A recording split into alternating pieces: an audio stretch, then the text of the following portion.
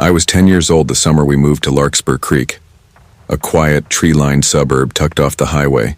It felt like a world away from the busier town I'd grown up in. We weren't rich, not even close, but my dad had landed a better-paying job in logistics at a warehouse facility, and the move was supposed to be a fresh start. There were 5 of us. Me, my parents, and my 2 older sisters, Amber and Natalie. Amber was 14 and constantly glued to her phone. Natalie, 16, had that eye-rolling, annoyed with everything energy that only teenagers seem to perfect. Me, I was the quiet kid. Loved my PS2, loved dinosaurs, and hated being the center of attention.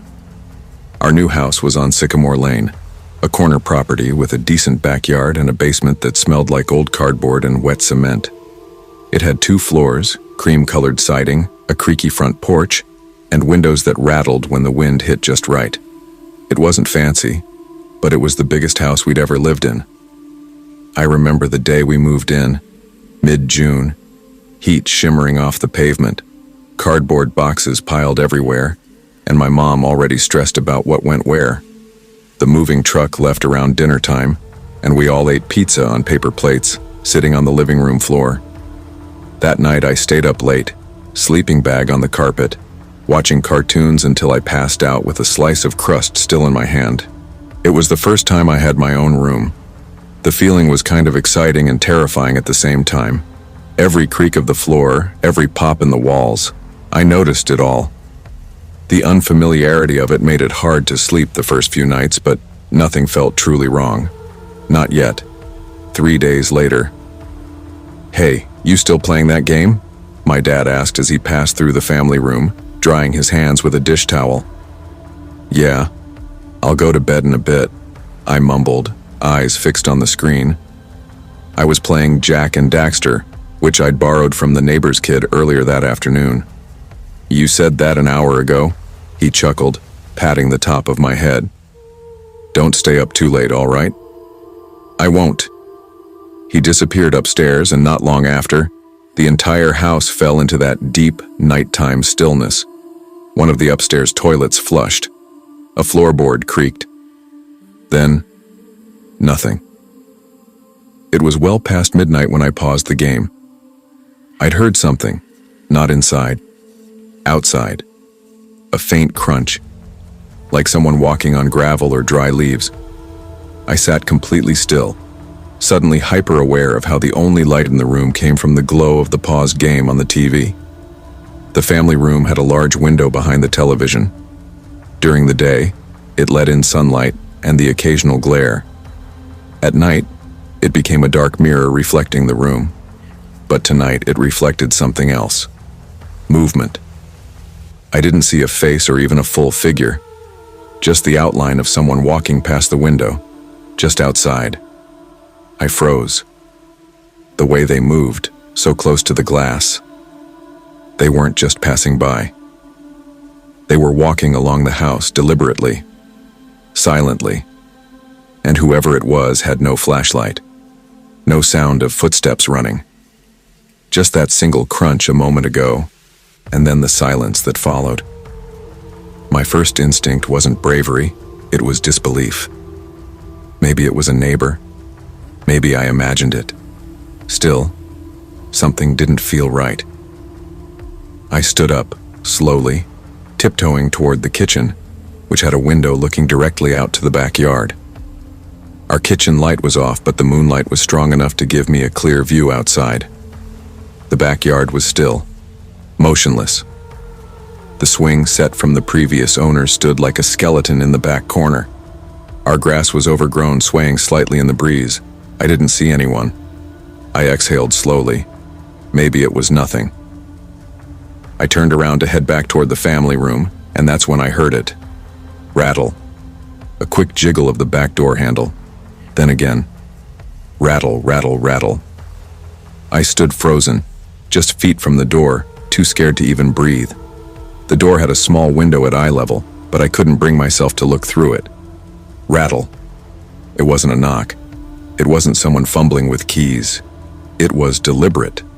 Someone was trying to open the door. Without thinking, I turned and sprinted, bare feet slapping the hardwood, heart pounding in my throat. I took the stairs 2 at a time and burst into my parents' room.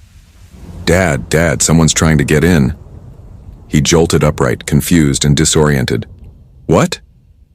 "The back door. Someone's trying to open it." He was already moving, barefoot, in a t-shirt and pajama pants, grabbing the aluminum bat he kept in the closet. My mom followed, asking questions, but I couldn't even answer. I was shaking, adrenaline making my fingers tingle. We all hurried downstairs. My dad flipped the backyard light on and moved toward the door. From the dining room window, I saw it. A man. Running.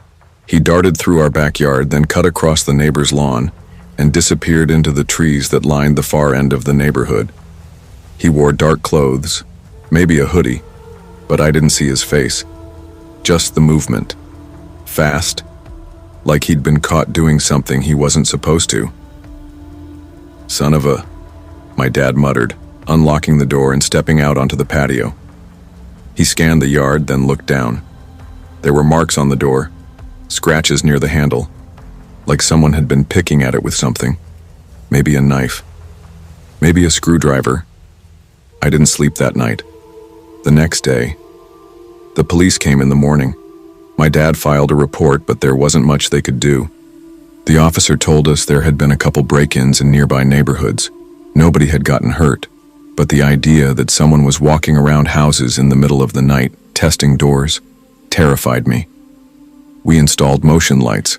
My dad bought a lock bar for the sliding glass door.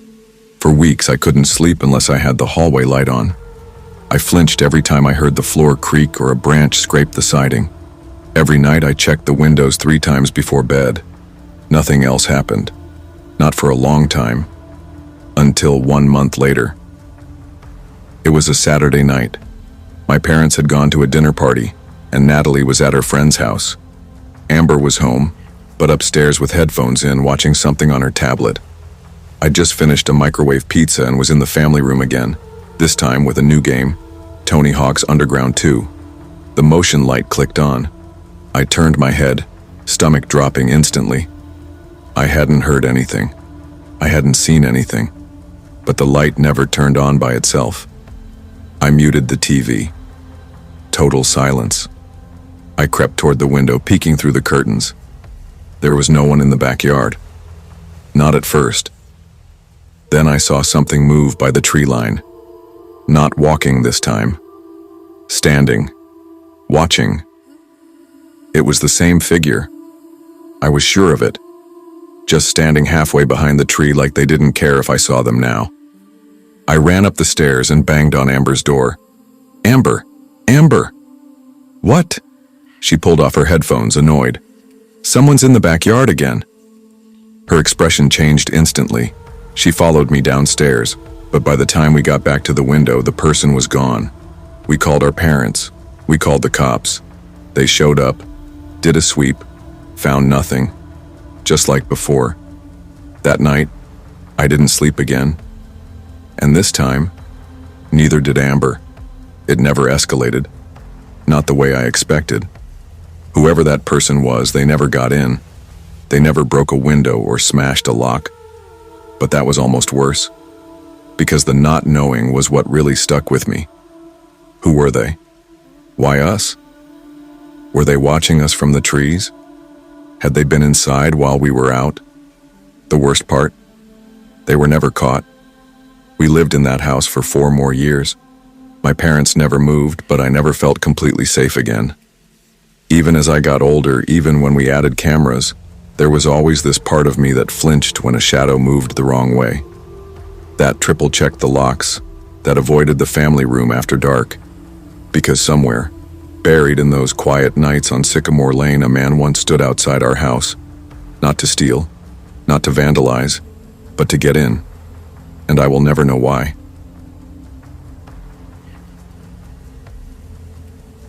I was 15 the first time I truly understood what fear felt like.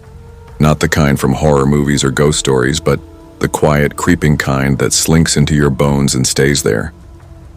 We had just moved into a new house. Not brand new, but new enough. built within the last 10 years with cream-colored siding, a big fenced backyard, and enough rooms to feel like we didn't even have to speak to each other if we didn't want to. It was in a place called Westbrook Hollow, a semi-rural area just outside of Ashton, a mid-sized town in Tennessee. The kind of town with a Walmart, 3 gas stations, and a diner that everyone called Janine's, even though the actual name was something else entirely. My parents, Alex and Rena Carter, were both in healthcare. My dad was a trauma nurse and my mom worked in surgical scheduling. With COVID still bouncing around and healthcare workers stretched thin, they were working long hours, sometimes 12-hour shifts, sometimes longer. That meant I was alone. A lot. But I liked it back then. I liked the quiet. I liked pretending I was older than I was, cooking myself food, playing music loud, staying up until 2 a.m., watching shows I probably wasn't supposed to. It made me feel independent, grown up. That illusion didn't last. The house was big. Too big, honestly. 3 bedrooms upstairs, 5 bathrooms. Why we needed that many, I still don't know. A garage and a finished basement that we barely used. The basement always felt off to me. Not haunted exactly, just quiet in a way that pressed on your ears. My parents had big plans for it. Home gym, game room, maybe even a small theater setup. But with their hours, it just stayed empty. Our neighbors were spaced out.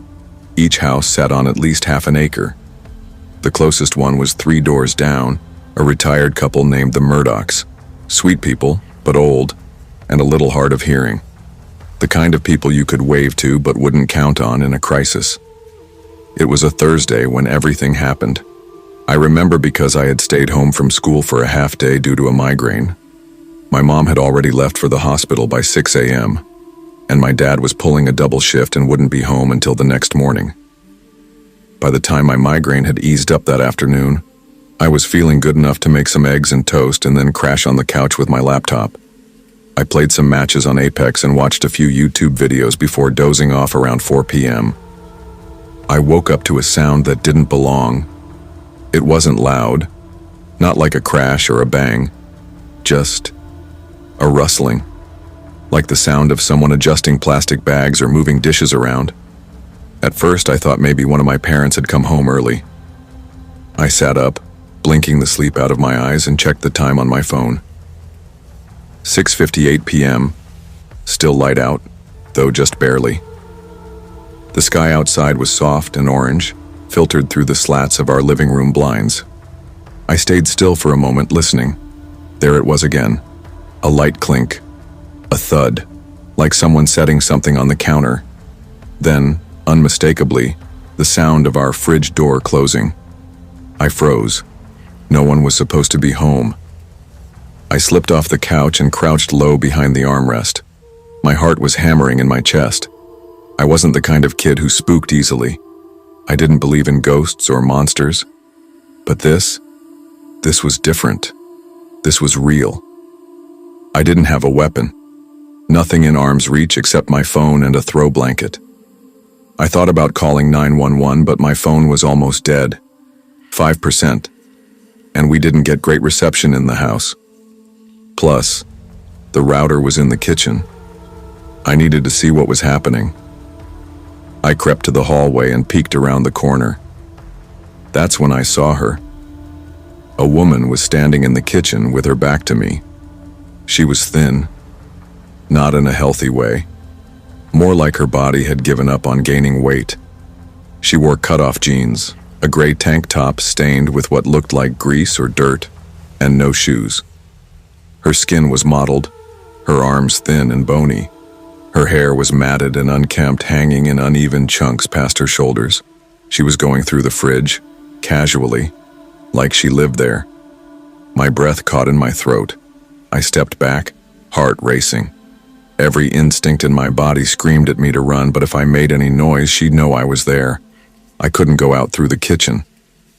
The front door was closer to the stairs, but it creaked when opened, and I didn't have time to grab the keys. That left one option: my bedroom window. I bolted upstairs, careful not to stomp. My room was the last one on the right, and and I kept the window unlocked because I liked the breeze at night. I'd never thought about how stupid that was until then. I opened it and stared down at the ground. Just grass and one small patch of garden mulch. Maybe a 6-foot drop. I didn't think. I just went. Landed hard. Pain shot through my ankle and up my leg. I bit back a scream and limped toward the Murdoch's house as fast as I could. My foot was swelling, but I didn't stop. Not until I was pounding on their door, gasping for air, and practically falling inside when they opened it. Mr. Murdoch didn't even hesitate. He helped me to a chair and handed me his cordless phone. I called 911. The police arrived within 6 minutes. I could see their lights flashing from the Murdoch's front porch. They went in, guns drawn. It felt like hours before they came out. With her. She didn't fight, didn't cry, didn't even flinch. She walked between them like she was used to it, like it wasn't her first time. One of the officers stayed behind to take a statement from me. He was young, probably not much older than my cousin, and he kept looking at me like I might break. "She was lucky you weren't asleep longer," he said, scribbling in his notebook. "What do you mean?" I asked. He hesitated. Then, like he wasn't supposed to say anything but didn't know how not to, he said, "When we found her, she was upstairs, right outside your bedroom door, holding a knife from your kitchen." I didn't speak. I didn't move. My brain just stopped. If I had woken up 5 minutes later, I would have met her face to face, in my room, with a knife. The rest of that night passed in a blur. My parents came home, terrified, angry, overwhelmed. My mom didn't let go of me for an hour. My dad walked the perimeter of the house with a flashlight and called a security company the next morning. By nightfall, we had cameras installed and motion lights set up. The woman had broken in through the basement door. She'd been seen in the area before, apparently a drifter who'd been squatting in foreclosed homes and breaking into occupied ones when she thought no one was there. They said she was mentally ill, that she'd likely be sent for psychiatric evaluation. I didn't care. I just wanted to feel safe again. But I didn't. Weeks passed, then months. Every sound in the house made me jump. Every creak of the floorboards, every gust of wind rattling the windows. I couldn't sleep unless my door was locked and something heavy was pushed in front of it. I developed a habit of checking every room in the house when I came home, even the closets, even under the bed. But nothing ever happened again. Until recently. It was a few weeks ago, nearly 3 years after everything. I'm 18 now, and I was home for the weekend from college. My mom and I were having coffee when I brought up the break-in. I don't even remember why, just something casual. "Hey, do you remember that crazy night?" Her face changed immediately. She set her mug down and reached across the table to take my hand. "There's something I never told you," she said. I didn't speak. I just waited.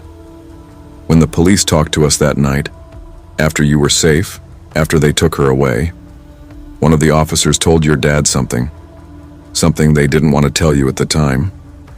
My throat tightened. I waited. "She wasn't just outside your door," my mom said quietly. "She'd been in the house for hours. They think she may have come in during the day, when you were napping, and just wandered. She used your bathroom. She sat in the living room for a while. They found a half-empty water bottle on the table. One of ours." I felt cold. "But that's not the worst part," she added. I didn't want to hear it, but I had to. They checked the footage from a neighbor's doorbell cam. It caught her walking up our driveway the day before, just staring at the house, for almost an hour. They think she was watching, waiting, trying to figure out when you'd be alone. My mom was crying now. She had a plan. We moved a few months later. Smaller house, closer neighbors, gated community. But even now, sometimes I'll wake up to the sound of something shifting in the kitchen, and I'll lie in bed completely still, staring at the door, waiting for the silence to break, and praying it never does.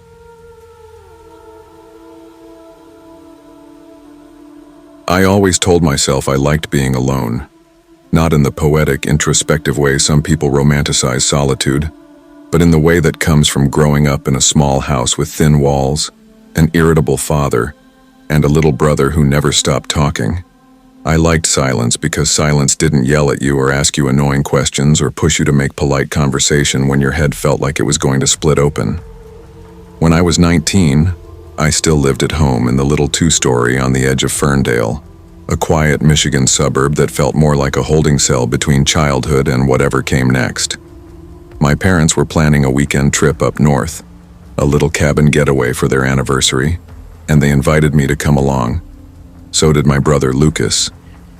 But I was in that phase where family vacations felt like punishments, and togetherness made my skin crawl. What I didn't tell them was that I was recovering from the worst hangover of my short, stupid drinking career. My friend Jordan had thrown a farewell to summer bonfire the night before, and I'd gone harder than I ever had. Cheap vodka, warm beer, a lot of bad decisions, and very little water. I spent most of the morning curled up on the bathroom floor, the cool tile the only relief from the waves of nausea. I told my mom I had a ton of homework and really needed the quiet weekend to myself. She looked skeptical. I probably looked like hell but didn't push it. They loaded up their SUV and left by 11 a.m., Lucas shouting goodbye out the window while my dad warned me to lock the doors and no parties. As soon as they were gone, I locked the door, turned off my phone, and made a beeline for the couch with a blanket and a bottle of ginger ale. But even in my miserable state, something inside me buzzed with a weird kind of freedom. I had the whole house to myself. No noise, no chores, no one watching my every move. That's when I decided to cut off all my hair.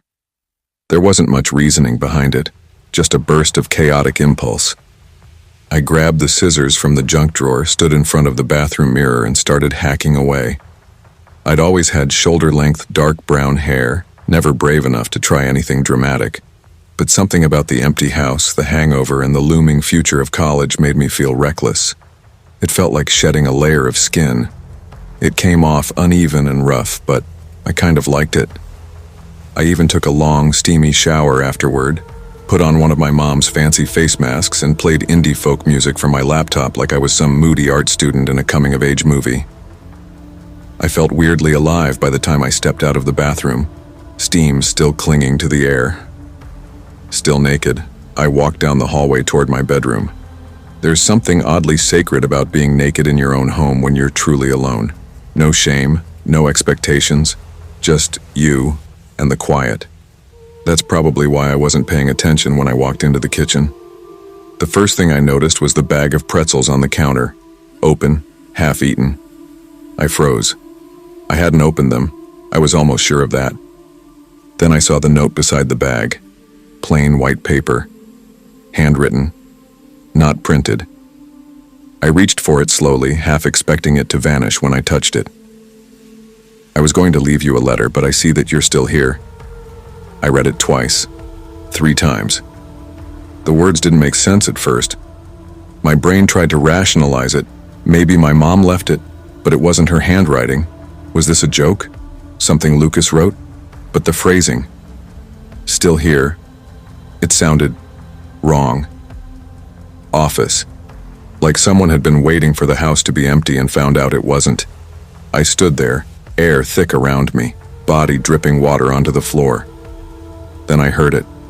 A soft creak, like a footstep on the upstairs landing. The house isn't big.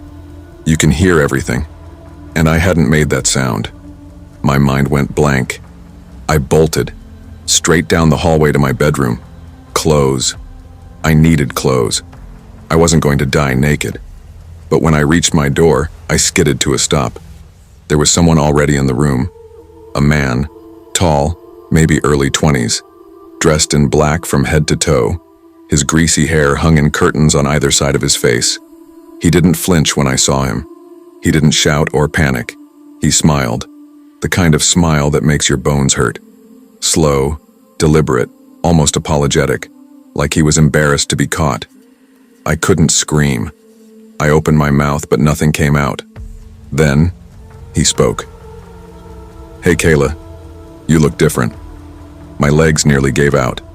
No one had called me Kayla in years. No one except... Eric? I whispered.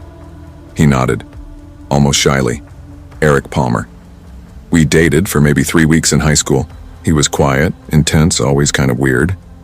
But he had this sad boy charm I fell for until he started talking about running away, about how nothing in life was real.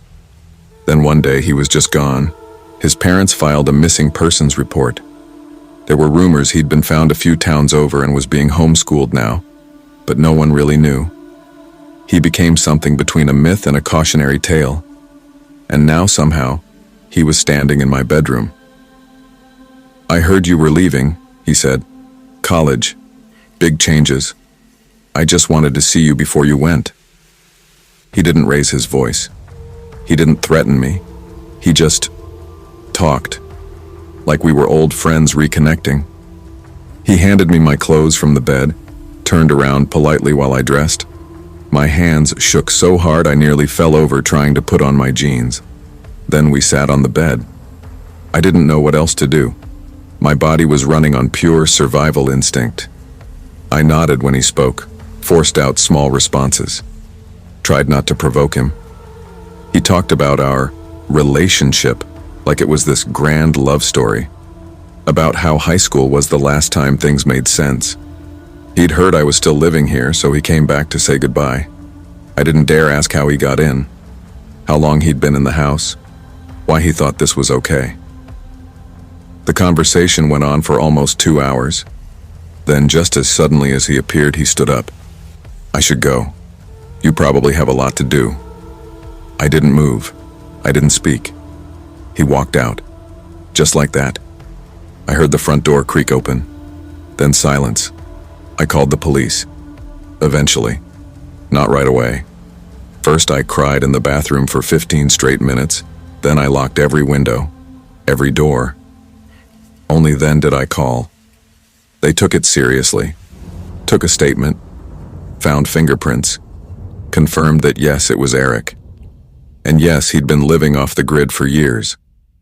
A year later, I found out he was institutionalized, diagnosed with paranoid schizophrenia. He wasn't violent, they told me, just disturbed. But that didn't change the fact that he'd been in my house, watching me, waiting. There's something primal about the fear that comes after the danger. When you're lying awake at night, asking yourself how long someone might have been in your space without your knowledge, how easily they could have hurt you, how blind you were. I keep the doors locked now, even during the day, and I never feel truly alone in the house anymore, because now I know. I never really was.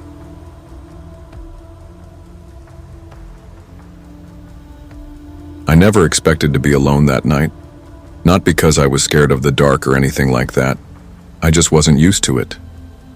In our part of the world, coastal South Ridge, a small town just off the southern border, families don't live apart. We build out instead of moving out.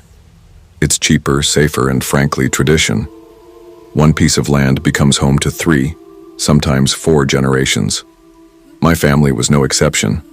At any given time, there'd be at least 6 of us under one roof. But that night was different. My parents had left to attend my aunt's engagement dinner 2 towns over. My older sister, Kim, was staying with her fiancé. My 2 uncles had taken Grandpa to an overnight clinic visit. And Grandma, she was supposed to be at her sister's house until the weekend. That left just me, 18-year-old Evan Parker, in a 6-bedroom house that creaked when it rained and groaned when it stormed. You'd think I'd enjoy the peace, right? I did. At first. The evening started exactly how you'd expect any teenager to spend it, with loudspeakers, snacks, and the biggest screen in the house. I'd queued up a bunch of horror movies I wasn't allowed to watch growing up, stuff like The Descent and Sinister. I blasted the surround sound through the living room like it was a theater. With the wind blowing outside and thunder starting to roll in, the whole place had the perfect moody vibe. I'd turned off all the lights except for the soft glow from the kitchen. You know, ambiance. Rain began tapping the roof, just enough to soothe. Every now and then, a gust of wind would whistle past the old metal fence out back. I was just unwrapping a second candy bar when I heard it. 3, Soft knocks. Knock, knock, knock. I paused the movie and sat up, straining my ears. The sound had come from the front of the house, but it was gentle, hesitant.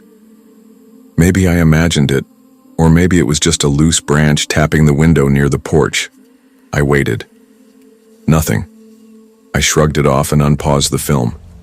10 minutes later, just as a jump scare landed in the movie, something rattled. This time it wasn't subtle. It was the back door handle twisting hard, metal clicking and scraping like someone was trying to open it but didn't quite know how. My stomach dropped. I grabbed the remote and hit pause again. This wasn't the wind. This wasn't a branch. And the back door? That was a steel-reinforced slab with a bolt lock. No one ever tried it from outside, especially not someone who belonged here. Everyone had keys. So, who the hell was outside? I stood slowly, heart beginning to thump. The kitchen window gave a sliver of a view to the back porch, but the light outside wasn't motion activated. It had to be switched on manually. All I could see were shadows and a slick reflection from the rain-soaked tiles. Then it started. Bang, bang, bang. A fist slammed against the door 3-4 times. Not urgent like someone needing help, no. It was rhythmic, almost angry, forceful. I froze in place. I thought about calling my dad. But what would I even say? I hadn't seen anyone. I hadn't checked. So I made a decision.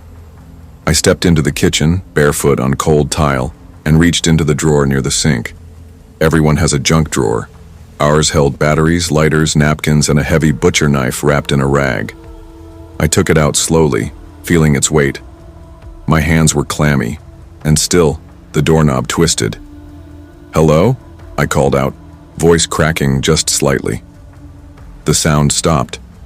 For a moment, the only thing I heard was the rain, softening now, like it knew it had done its job setting the scene. I took a step closer, hard in my throat. I knew the bolt lock was still on. They couldn't get in. I leaned close to the door, ears straining. And then a whisper, right against the other side of the wood. "Let me in." The knife nearly slipped from my grip. My mind raced. No one talked like that. Not anyone I knew. The voice was raspy, like it had been yelling for hours. It wasn't panicked. It wasn't friendly. I backed away, slowly, stepping around the island to put something between me and the door. I flicked the hallway light on. The brightness cut through the tension, but barely. I kept scanning the back entrance, waiting for the handle to move again. Instead, I heard it. The front door. Another knock. This time lighter. Then a jangle of keys. My breath caught. Was it someone trying both doors? Then the key slid in, and didn't turn. Someone was trying to use a key that didn't belong. The person didn't say a word. They just tried again. Click, jiggle, click. Then a soft thump, like a shoulder nudging it. I moved fast. The hallway to the front door had a clear view from the main living room. I flipped the next light switch on and carefully approached the entry. There was a small decorative side window with frosted glass, blurry outlines only. I saw movement, a shape, a figure standing just inches from the door, tall, shoulders hunched slightly. No umbrella, just standing there, head low. I called out, voice firmer this time. "Who is it?" No answer. Instead, I heard a single word, muffled. "Please." But the tone didn't match the word. It wasn't a plea. It was deliberate. I gripped the knife tighter. Then it hit me. If this were someone from the family, they'd say their name. They'd call me Evan. They'd try the phone first, not both doors. They knew how we locked the place up. I backed away again, turned on every light in the house as I passed through rooms, hands shaking. My brain tried to logic through it. Maybe it was a neighbor, a drunk, someone who got turned around in the storm. But we didn't have neighbors nearby, not for 4 kilometers. I locked myself in the bathroom and finally called my dad. He answered on the 3rd ring, his voice drowsy. I gave him the quick version. Someone had tried both doors, talked through the wood, used a wrong key. "What the hell?" he muttered. Is Grandma back early? Maybe she lost her key. No, I said. This person's not Grandma. How do you know? Because they tried the back door first, then the front. Grandma always comes through the front gate and calls out. He was quiet for a second. Call the police now. I didn't get the chance. A window shattered. I jumped so hard the phone slipped from my hand and clattered against the tile. It came from the laundry room. I knew it immediately. It was the only room with an old thin glass window near ground level, easy to break. I ran, knife in hand, scooping up the phone. I was whispering to myself, "Don't freeze, don't freeze, don't freeze." I heard footsteps. Inside. No mistaking it now. Someone was in the house. I shut myself in my parents' bedroom. Unlike the other doors, it had a deadbolt from the inside. My dad had installed it after a break-in years ago. I locked it, pushed the dresser against the door, then dialed the police. They said they'd dispatch someone right away.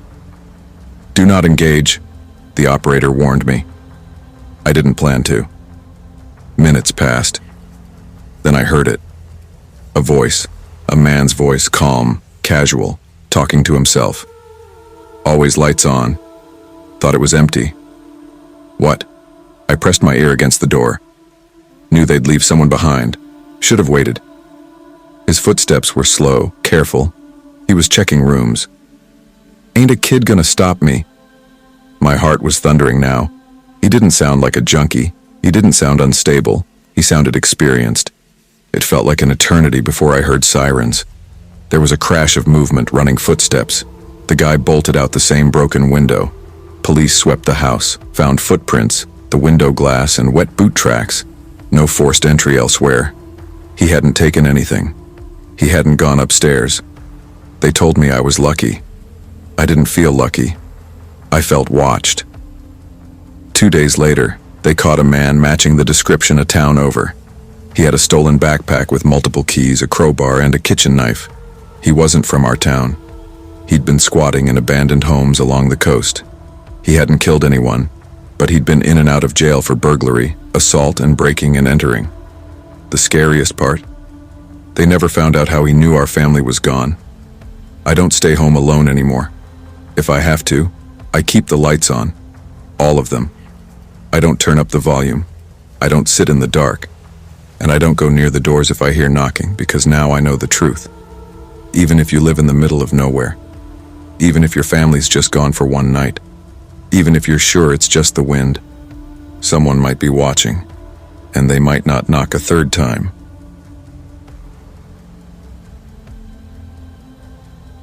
I never thought coming home alone would feel so strange.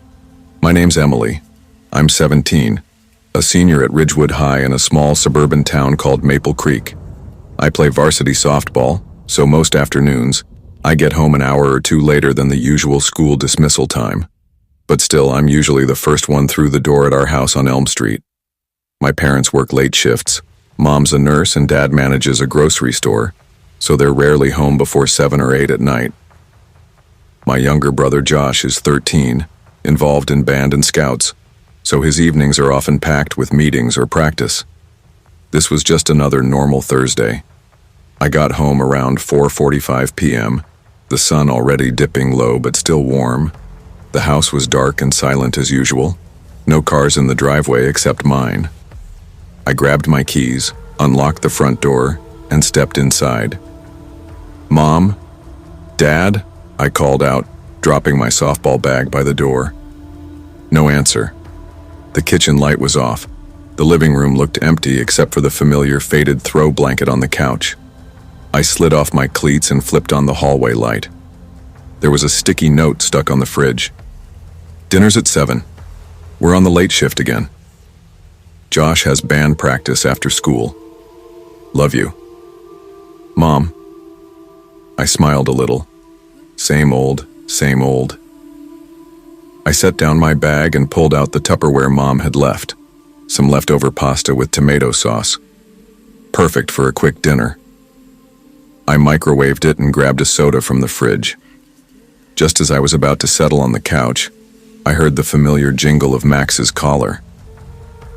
Max is my dog, a big golden retriever with the energy of a toddler and the attention span of a squirrel. I let him out the back door into the fenced yard while I changed out of my softball uniform. The cool grass felt nice on his paws as he sniffed around. I flopped down on the couch, scrolling my phone. Max curled up beside me. The evening was calm. Too calm, I guess. Suddenly, I heard the basement door slam shut. The house shook just a little under the impact. I tensed. That door is heavy and it's supposed to close softly. My brother sometimes goes down there to work on his band stuff or hang out with friends. Or sometimes my mom uses the basement laundry, but no one should be down there now. "Josh?" I called out. No answer. Max perked up, ears twitching. I stood heading toward the basement stairs. The hallway was dark, no lights on down there. The house felt colder, quieter. I flicked on the basement light switch. Nothing. I tried again, still dark. I reached for my phone, ready to call Josh or Mom or Dad, when Max suddenly bolted toward the stairs, growling low. That's when I saw the basement door wide open, the one leading to the outside. Mud was tracked inside, muddy footprints smeared on the concrete floor. And then, the unmistakable shape of a boot print pressed into the dirt at the threshold. My heart slammed against my ribs. I whispered, "No. No way." The front door was locked, the windows secure, but here was a breach down below. Someone had been inside my house. I backed away slowly, trying to make sense of it all. Had I imagined the slam? Was it a friend of Josh's coming in late? I scanned the room, my eyes adjusting to the dim. No sign of anyone now. No movement. Just the open door letting in the cool air and a smell of wet earth. Max sniffed the air anxiously, his tail low. I checked my phone. No missed calls, no messages. I ran upstairs to the kitchen and grabbed the house phone. "Mom? Dad? Something's wrong. Someone's been in the basement." There was no answer. I sat on the edge of the couch, phone in hand, heart pounding. What should I do? Call the police? Wait for Mom and Dad? Should I check if anything else was missing? The front yard was quiet, the street empty except for a few neighbors' cars. I wished Josh was home, or my parents, but it was just me, alone. I sat there, frozen for a moment, phone still in my hand, staring at the dark basement door. The unease crept in, wrapping tight around my chest. "Okay, Emily, think," I whispered to myself. I tried calling Josh again. No answer. I texted him, "Are you home?" No reply. I thought about calling 911, but something held me back. Part of me hoped it was just a prank, or maybe my brother had friends over and forgot to tell me. But the muddy footprints, the open door, that didn't add up. Max nudged my hand with his nose, whining softly. I looked down at him. His eyes were wide and he stood tense like he was ready to bolt or protect. "I'm sorry, Max," I said, forcing myself to get up. "I need to check the rest of the house." I grabbed the baseball bat Dad kept by the door, old but heavy. It felt comforting in my hands. Slow steps carried me through the hallway. Every creak of the floor sounded loud. I checked the living room windows, locked tight. The front door? Locked. Back door? Locked too. I crept back toward the basement.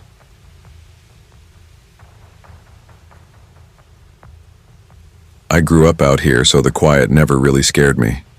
The silence in the middle of nowhere isn't just peaceful. It's total. The kind that wraps around you and muffles the world. I live about 20 minutes outside a small town called Wren Hollow, Missouri.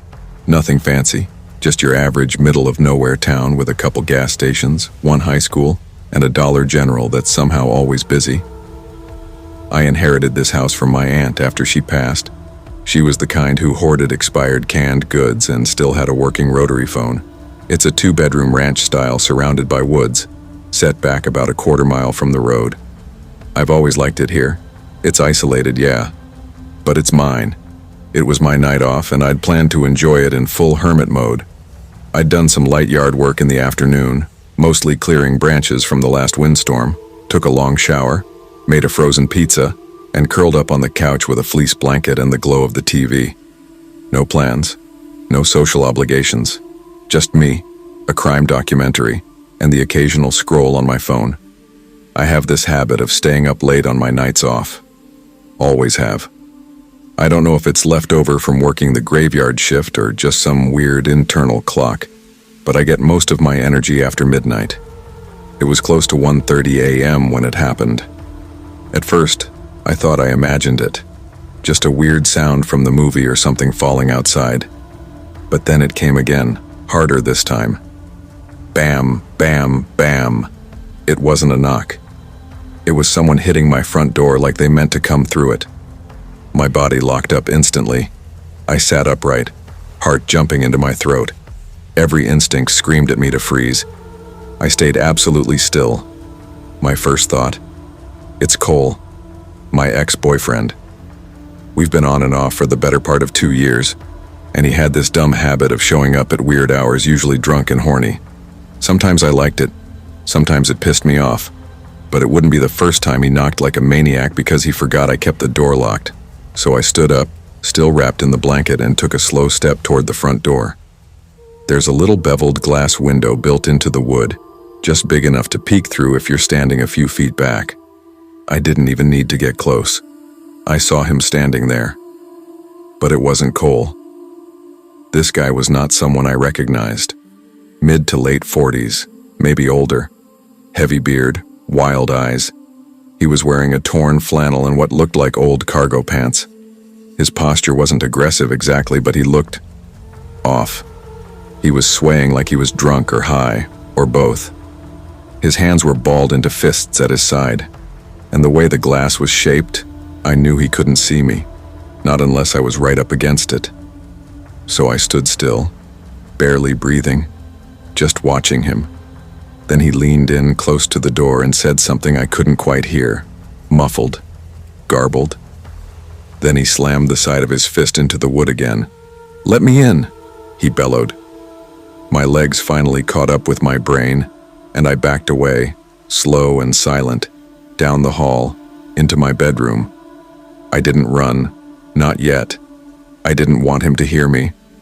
I crouched in the doorway where I could still see the edge of the living room and the faint light from the TV. That's when it hit me. I live in a cellular dead zone. No bars, no Wi-Fi calling, not out here. I didn't even try to find my phone. I knew it was useless. I went for the landline on my nightstand, my aunt's old cordless model. I pressed the green button. Nothing. Dead battery. I felt ice crawl through my chest. I crouched there, heart pounding, and I could still hear the man outside muttering to himself, then yelling again. "I know you're in there," he pounded again. Harder. The only other phone was in the kitchen, by the back door, a long way from where I was hiding. I needed a plan. First, I grabbed the only thing I had, a chef's knife from the kitchen. Then I crept back into the hallway and slipped into the bathroom across from my bedroom. It had a lock, not a great one, but it was something. I locked the door and climbed up onto the counter, crouching low, knife in hand. I don't know why the idea of having the high ground made me feel safer, but it did. If he broke in, I could jump him, or at least surprise him. And I sat there, listening. He didn't stop at the front door. I heard him walk around the side of the house, dragging his hand along the siding as he went. Then came the jiggling of the side windows, the tapping, the pushing. "Open up! Open the door!" he screamed. Every window shook under his hands. One by one, he went around the entire perimeter. My stomach turned every time I heard the clack of a window being tried. Thank God I'd locked all of them earlier in the day. He was screaming again now, louder, angrier. It sounded like he was getting more frustrated, more erratic. He kicked the siding, slammed something, maybe a rock, against the back door. I thought about trying to make a break for the car, but the keys were by the front door in the bowl. No way I could get to them without him seeing me. I was stuck. Then I remembered. The second phone. In the kitchen. If I could get to it, maybe, just maybe, I could call 911. I waited, timed his footsteps. When I heard him yelling near the front porch again, I made my move. Barefoot, knife in hand, I ran. I slipped into the kitchen, heart hammering. There it was, the phone, resting in its cradle like some ancient lifeline. I snatched it up and ducked behind the island counter as I punched in 911. It rang. 911, what is your emergency? My voice cracked. There's a man outside my house. He's trying to break in. I live out near Wren Hollow off Highway 9 near the old quarry. Please, I don't know who he is. The dispatcher was calm. She said officers were already on the way, but it would take at least 15 minutes. Stay quiet. Stay inside. Keep the doors locked. Can you get somewhere safe? I already am, I whispered. It was the longest 15 minutes of my life. He was still screaming, still yanking on door handles. At one point, I swear I heard him laughing. Not a normal laugh, a high, wet, drunken cackle that didn't sound human. The dispatcher stayed on the line with me, whispering updates. I kept the knife in my hand, crouched low behind the counter, breath shallow, then headlights, then shouting. Sheriff's Department, step away from the house. I didn't move until I heard the dispatcher say, officers have him in custody. You can come out now. I stepped out onto the porch and there he was, sitting on the ground, cuffed, covered in dirt, ranting about how they locked him out and how the lights were all on. One of the deputies said he'd wandered from a bonfire about a mile down the road, got lost and mistook my house for a buddy's. Just a drunk. Just a misunderstanding. But that doesn't erase what it felt like. Being alone. Helpless. Trapped. Now I keep my landline fully charged, and a hammer under the couch. And maybe most importantly, my bedroom door now has a deadbolt. Because once you've looked a stranger in the eye through the glass of your front door, you never unsee it.